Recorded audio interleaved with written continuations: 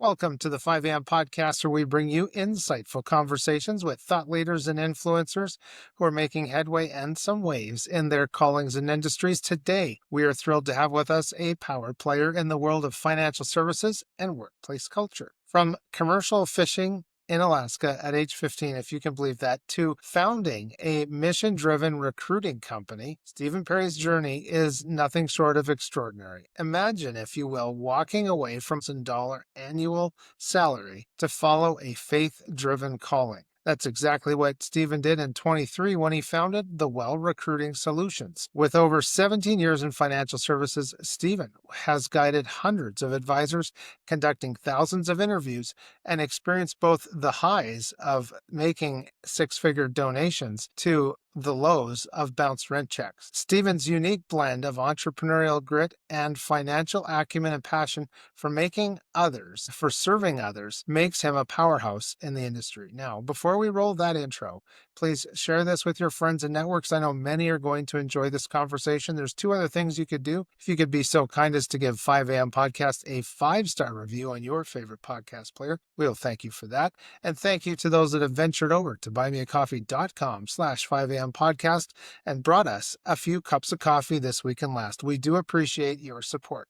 Now, if you want to join those early risers who've bought into the mission to support the mission of 5 a.m. podcast, you are welcome to join us and help others seize their days. Now, let's roll that intro.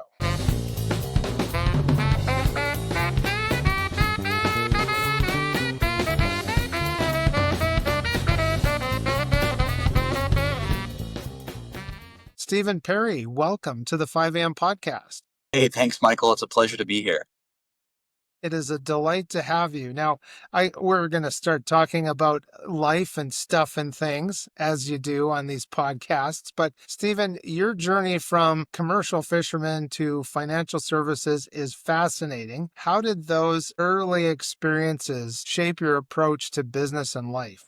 Well, first off, again, I want to thank you for creating this forum that I get to have a conversation with you on. I know it's a lot of work that goes into this, and it's a team effort. So I don't take that lightly, and I appreciate you inviting me on here.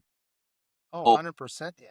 yeah. So commercial fishing certainly taught me how to work hard. You can definitely get through 100-hour work week, and that was new to me as a 14-year-old kid. And so I always tell the story, like I got to the end of that fishing season and I could do math.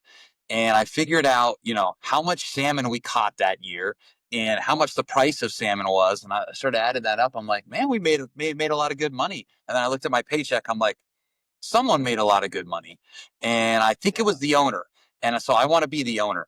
And obviously I didn't know at that time all of the things that go into owning, but it was that later that year actually that I started my first company that I ran all the way through high school and college. And I learned a lot. I definitely learned how to work hard. I also learned how not to treat people. I've learned leadership and all kinds of incredible things, but that really was a pivotal moment that just said, God's given me the gift of stewarding businesses, and so that started early. Now, I'll tell you the other part of the story is that my family, my dad worked and my mom stayed at home and raised me and my sister, and they spent about all of their money sending my sister and I to the best private Christian school in Anchorage, Alaska, and so we didn't have a lot of things we wanted growing up. We had everything we needed, but not a lot of things we wanted. And so if I wanted to play basketball, if I wanted to be on the track team, if I wanted to have the team basketball shoes, go to camp, new clothes when I went back to school, I had to pay for it. And no one was willing to pay a 14, 15-year-old kid the kind of money that I needed or wanted to do all of those things. And so that was really the driving force behind that entrepreneurial beginning. Wow, fascinating. It is true that, was it necessity is the mother of invention? Yep. 100%. So what is your advice thinking back to your age when you were in those teen years, and now today you maybe see teens in your neighborhood or your church. What do you see in that generation that you feel maybe called to speak into? Yeah. So great question. I see, so let me fast forward a little bit to my career where I spent many years interviewing and recruiting people who wanted to make an entrepreneurial leap into specifically financial services. And So many times I sat there, in my office, across the couch from a gentleman or a woman who like wanted with everything that they had to make that leap and to step into their full potential that, that's allowed by being an entrepreneur. And at that point in their life though, they had credit card debt, student loans, they had kids, young kids at home, they had a mortgage, people depending on them. And they were in a position where they couldn't risk in their mind, they couldn't take the risk to go into an entrepreneurial venture. They knew the long term payoff was phenomenal. They knew that they would eventually make it, but they just didn't have enough runway to do it. And then for those who were able to do that, the sacrifices that they had to make to be successful when they now had their counterparts, right? A spouse or children, where they were having to sacrifice any stage of that, like right, or young children or grade school kids where they're missing their school events because it takes that to launch a business, several years of that. So I share that to go back to my advice Yeah. is like, yes, it might be cool to go to basketball camps all summer. It might be cool to backpack through Europe or travel or whatever.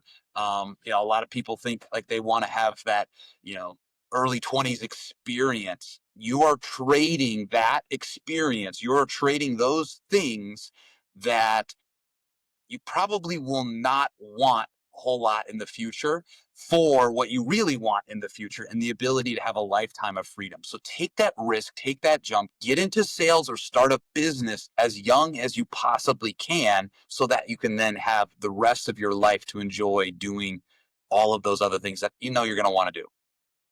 Absolutely. And you've obviously interviewed a large list of people. And when and maybe this comes down to some spiritual discernment, but also it's knowledge and it's experience it being in the trenches. What are some of those qualities that people are coming to the table with, and you say, "Wow, that's a good one. That's a good one.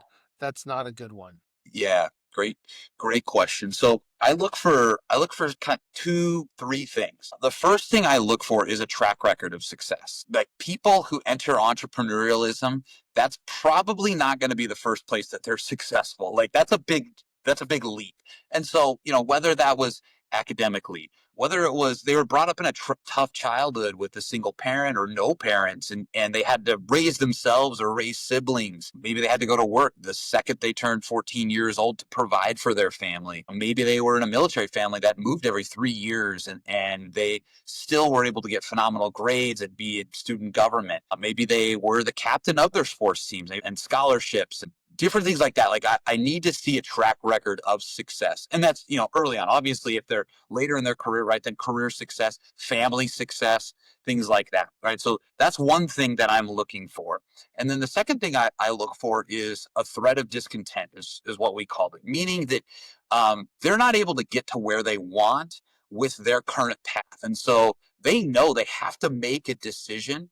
And it's not because they just want to, but it's they have to. And so I said maybe three, right? The last one is that clear vision of what their best life looks like. What are they trying to get to? And in tandem with that thread of discontent, if they can clearly articulate both of those things and they have a track record of success, like that's a really, really strong start and in often cases enough to get it done. Yeah. So, what about if you had an opportunity to speak to parents? We've had a couple of parenting conversations in the last little while here on 5 a.m. podcast. What thinking to parents if there was someone that actually wanted some advice on helping to mentor and raise up their children, what would you say to them about those maybe rambunctious teenage boys or girls that are unsettled, they're chomping at the bit to do something? How honest do you want me to be? Oh, be very honest. Let it tell like it is, brother. Yeah. So my experience in school, I'm going to share this because I think it will resonate with some parents. Okay. My experience in school was I never studied. I never had homework because I got it done the second I got assigned in class. I had some teachers that loved me and some teachers that hated me. Some years I spent a lot of time in the principal's office. I had I had more varsity letters than anyone in my entire class. I had more scholarship money than the rest of my class combined. Yet the last bell of my senior year, I was in the principal's office and they were telling me why they were going to basically kick me out of school and not graduate me for the reasons that I did not fit the model of the current education system. And frankly, if you look at the majority of entrepreneurial successful people, a lot of them didn't. And so if you're finding yourself parenting a child like that, that's not indicative of what's going to happen in their future. If the school system is saying, hey, this kid doesn't fit in, they don't pay attention, they're rambunctious, they don't sit down, that doesn't necessarily mean anything. So be encouraged in that. And then in addition to that, I just want to share what my parents did that was amazing, right? So there wasn't a lot of extra to go around, but they did everything they could to support me. And so one of my main business was driveway seal coating, asphalt seal coating, about the messiest thing you can possibly do. And my mom, her beloved minivan, let me drive that thing all over town with buckets of tar in the minivan that got all over the house, ruined how many washing machines, how many pairs of clothes. And she barely said a peep because she was supportive of whatever I needed to do to figure out and be successful in business. Like, I trashed their house, I trashed their vehicles, I trashed the mudroom in the house, and God bless them. They didn't say a thing. They just encouraged me and like, how can I help? Who can we introduce? They're proud of me, and so I would just say, having that spirit and of the big picture, what really matters. I would encourage parents in that too. Yeah. Well, that sounds like you were really driven to accomplish personal goals in that span of years. And I think most parents should be so lucky as to have someone who is driven to rise above the expectation that's on teenagers. But I've got to ask you about this faith-driven calling that led you to start the Well Recruiting Solutions. Can you talk more about this pivotal moment and how it influenced your business philosophy? Yeah. Yeah, thank you for asking, Michael. So a handful of years ago, I went through an exercise where I created what at that point was called my stand. That was relative to the conversation, but I would say, my identity, my life mission statement, and that is that I am a bold, encouraging, and generous follower of Jesus Christ who will help fund billions of dollars to grow God's kingdom by leading others to live radically generous lives. And that's who I am. That's what I feel like God has gifted me to do in this life. And so it became very clear at a large celebratory meeting at a fancy 5-star hotel, sitting right next to my wife, that I was not going to be able to move any more forward in my calling in the current career that I was in. And for me to tarry any longer was going to be disobedient. And so, we began the process of trying to figure out what is next. And I knew it meant I needed to leave me in an executive position and move to owning my own business. And so I thought that meant buying a business in the same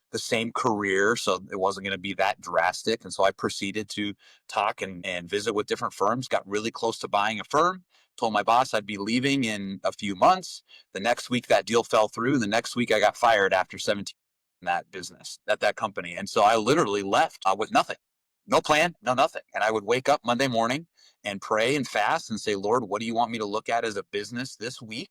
And he would give me a name. He would give me a project that I would run that week, and I would run with that and do whatever it was, talk to whoever he told me to do, get on whatever plane I needed to and go visit somebody. And then the next Monday I would pray and fast and he would say yay or nay. And that continued until I found myself in India at a Bible college that we support there. The current project I was sharing with somebody there, and they were asking me questions. And 30 minutes later, I took a breath and I realized, okay, if I can be that excited halfway across the world in the middle of abject poverty, where these people are getting, like, they have family members who have been killed for their faith, they've been kicked out of their towns because of their faith, and I'm excited about that, then that's God's calling for the next season of my life. Wow, so that decision then, did you get people asking you to have your head examined, Yeah, oh, or totally. did you have a lot of support? I mean, I Yeah. like, Can you yeah, I had lots of people like, what are you doing? But I will say, Michael, I mean, just like in school, not a lot of the teachers didn't understand me. In my professional environment, I had great relationships with everyone, but they knew, like, all right, Steve's creative. He's, a little bit out there on some ideas and some things. And so it did not catch a lot of people by surprise. Gotcha. So, what advice would you give to others that maybe are thinking of doing some career cliff diving Yeah. or something like that, taking that leap of faith?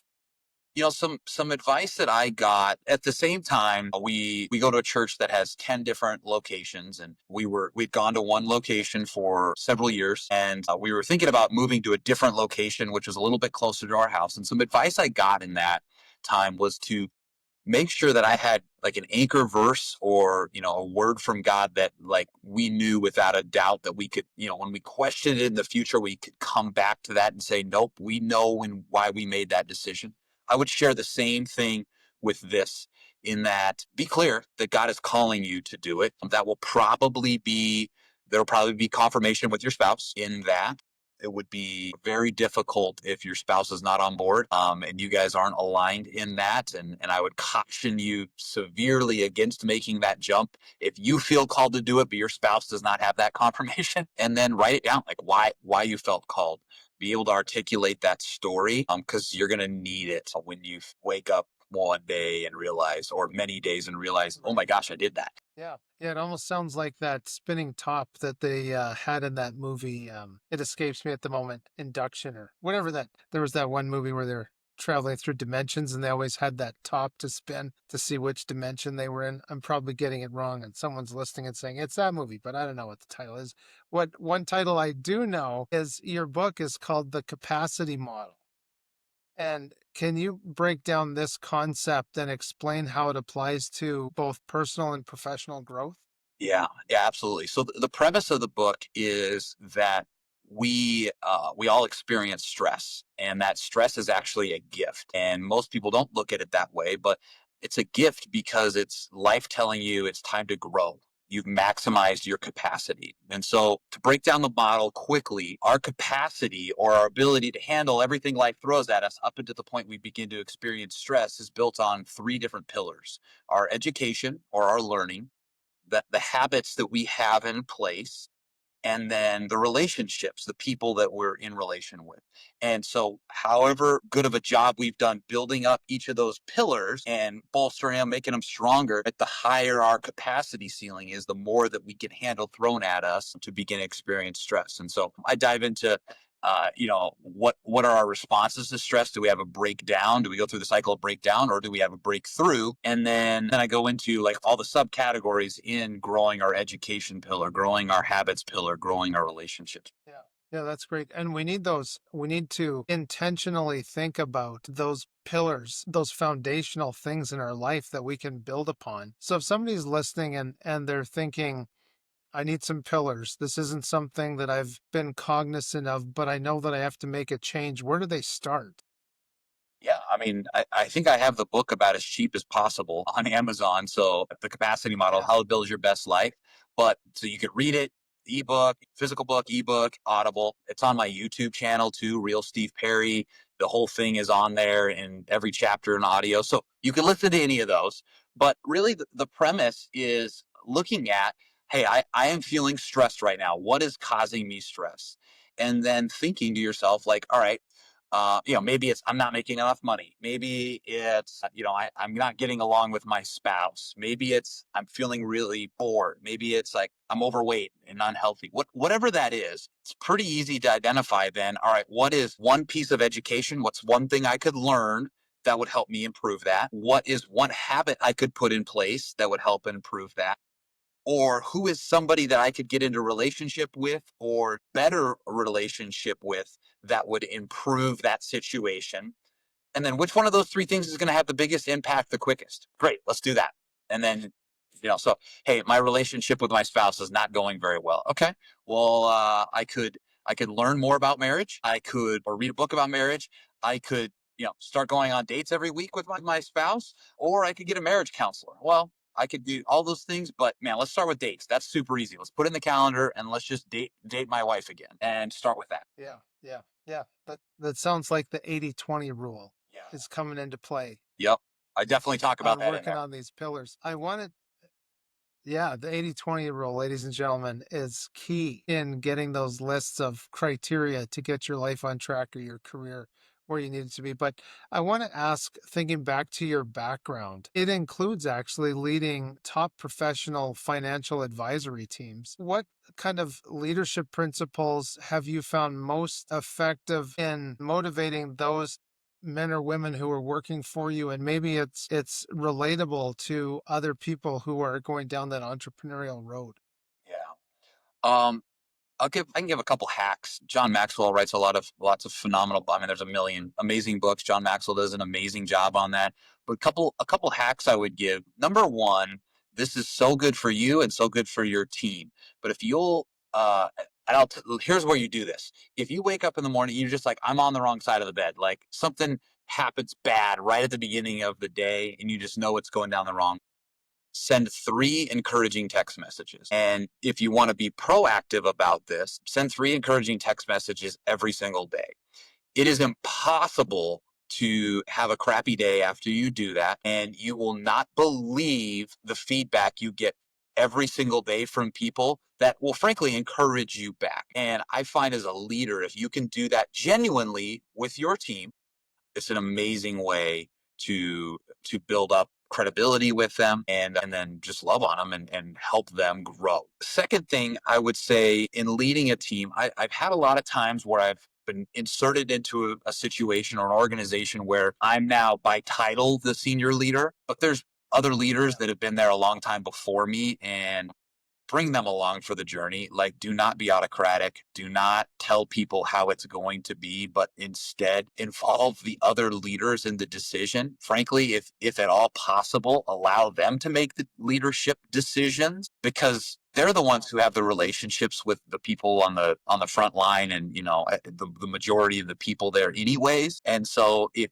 it's their idea, they're going to do a lot more to promote that and get buy-in with the organization. And like you don't need to take the credit for it anyways. And so those would be 2 quick things I would give. Yeah. Well, that's great. So, can you share an example, maybe how your faith has guided you through difficult business decisions and what was the outcome? I'll share a fun story Sure.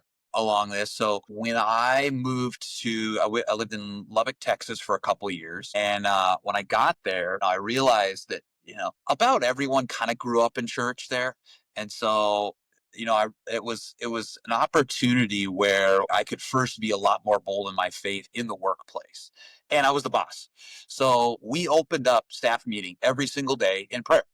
And there's a lot of cool things you can do in prayer. You can encourage people, you can confess things, you can align people. Your heart can be shown in prayer. And as you're trying to build relationships, that's a great way to do that, to show your faith. But one of the things we did, Michael, was we prayed every single morning that our organization would be so successful that we couldn't take the credit for it. Like we would have to point to God as the source for that success, and we did that very openly. So certainly everyone on the leadership team that was there every day knew we did that. And many times everyone in the whole organization would be able to hear those things. And God really showed off. He allowed us 2 years in a row to win more national trophies out of 115 offices, more than any office in the history of the company 2 years in a row, 170-year history of the company, like record breaking. And when you get up on stage and get those trophies, you get to brag on God and say, this is what we prayed every single day. And so that was just a really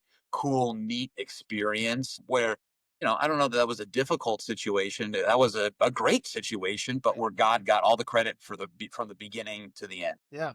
Well, and you're being a good steward not only of your spiritual wealth and power, but also of the physical side of interacting and serving clients correctly, right? It's been said, I think it was maybe Mr. Rothbard who said that price is an indicator of how well you're serving your clientele. Sorry, profit is an indicator of how well you're serving, right? And Christianity is all about serving. I wanted to ask you, how do you foster maybe a culture of continuous learning and growth within your organization?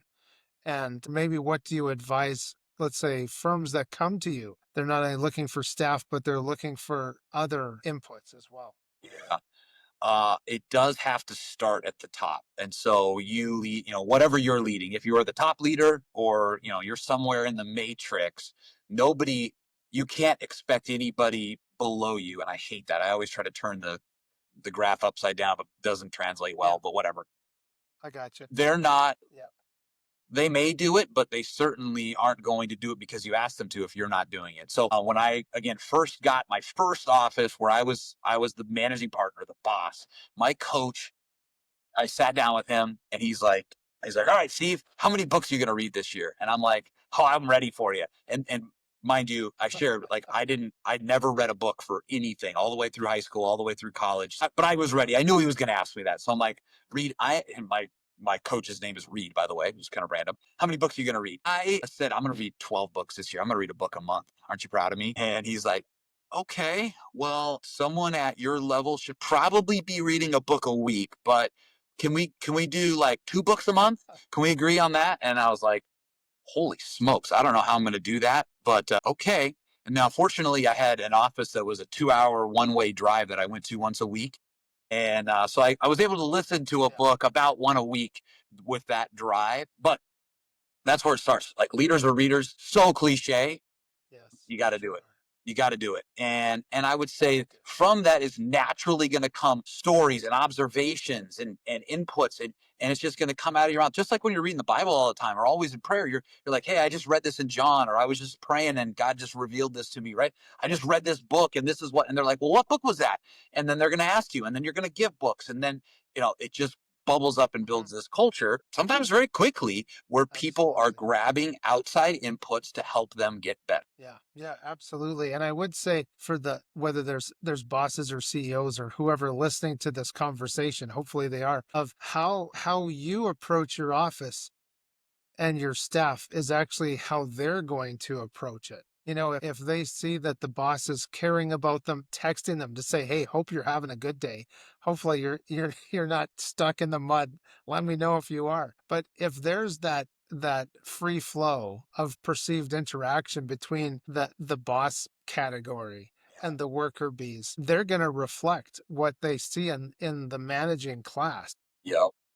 That interaction that you're talking about, the texting, just having those meaningful touches of points of contact, maybe I should say, keep you out of the HR office.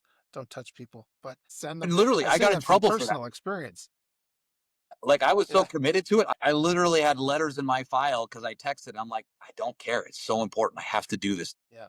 Yeah. And then the good ones will know that you care and you're doing it because you're trying to not just push them out of the nest, but teach them to fly, I think is a good way to put it. So as we're getting close to the end of our conversation, how can our listeners get in touch with you? Yeah. Super active on LinkedIn. Steve Perry, the Well Recruiting Solutions. I'm on Instagram too. Not quite as active, but repicking that up. And then Gotcha. I've got a fun gift. If anyone happens to be hiring or doing interviews for their jobs, I created a cool giveaway. Top 10 creative interview questions to make sure you get the best hire every time. And that's at hirethewell.com. Awesome. That's really good. I've got to ask you about as people are looking for staff in this day and age, what is the biggest pain point that you're coming across for companies? Real time. We just posted a job on LinkedIn, and it went live at 5 o'clock on Saturday afternoon. So not really prime time for job applicants. By 8 o'clock Monday morning, so like I don't know, 36-ish hours, with half Yeah. those hours being like late night, we had over 700 applications. Wow. 700. If you're at any company, you're not equipped to like process all of that to find it. So digital environment that we live in, which solved a problem initially where people can find candidates easier than they ever could before, is now, and not just recently, but it's just getting worse and worse, is now creating information overload, actually completely cripples a hiring department, or a company that may have one HR person and like they're doing all the other HR stuff and supposed to sift through that to find the right applicant. So that's one of the hugest problems we're seeing right now. How about a parting thought for those professionals who they're not looking to go down the entrepreneurial road, but they're actually looking to level up with a different company? Say what I'm finding as we're hiring for people and we are even hiring internally. I mean, we've grown to over 40 people on our team in the last 15 months. Mission alignment, I think, is more important than ever. So finding a company who's done a really good job of aligning with their mission. And if you find yourself in a company like that right now, I just find that that's going to give you an extra 20%, an extra 30% of oomph, of effort, of focus, of getting better because you truly really care. You don't have to question. You're not taking that extra time at night and questioning, is what I'm really doing making a difference? Because the longer you go with that thought, the more it robs your productivity, and your company, like they're paying you to be productive. And so if you can really align your mission, who you feel like you're gifted to be and your calling in life with what you get to do vocationally, that's really where the acceleration is going to be. Yeah, yeah, absolutely. Well, Stephen, it was a phenomenal conversation. I appreciate you joining me here at 5 a.m. podcast today. Thank you so much for having me. It was an honor. And yeah, this was fun. Thank you. Yeah, I enjoyed it. I'd like to chat more. I've actually got to go for my bike ride. I need to get like 45 to 60 minutes in on my road bike today. And so yeah, time's ticking away and it's the afternoon. It's warmed up and my adrenal glands are already getting ready to go for climbing that hill or something. But thank you so much. It was great, Stephen, to have you on. My pleasure. You're welcome. Good. Well, and I want to thank our viewers too. We appreciate you joining in on this conversation. If you haven't already, of course, we like the like and the subscribe, but better than that, share this with your friends. I'm sure there's a name of somebody rolling around in your head. You're like, wow, this guy needs, or this gal needs to listen to Steve and Michael talk today. So send it out. They'll be happy you did. I'm sure of it. And we appreciate the all the love of the likes, shares, and subscribes. One more thing, if you can give 5am podcast a 5-star review on your favorite podcast player, we would appreciate it. And as I mentioned at the top, a big thanks to all those that have gone over to buymeacoffee.com/5am podcast and helped out with getting us some coffee cups last week and this week. We appreciate it. Thank you all for your support. And until next time, make sure to seize your day and enjoy those sunrises and sunsets. We all need that orange and red light spectrum into those eyeballs in the morning and the evening. So thanks everybody for being here and have yourself a great, great day.